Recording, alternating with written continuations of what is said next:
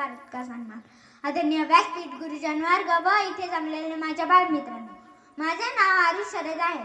आज मला 80व्या स्वातंत्र्य दिनानिमित्त 2 शब्द बोलण्याची संधी मिळाल्याबद्दल मी खूप आनंदित आहे. 15 ऑगस्ट 1947 रोजी आपला भारत देश ब्रिटिशांच्या गुलामगिरीतून मुक्त झाला.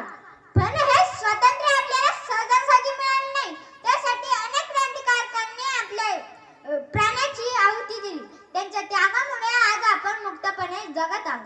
मित्रांनो, आपणही चांगले शिक्षण घेऊ, प्रामाणिक राहू, देशाचे नियम पाळू, पर्यावरणाचे संरक्षण करू आणि आपल्या भारताला स्वच्छ, सुंदर व विकसित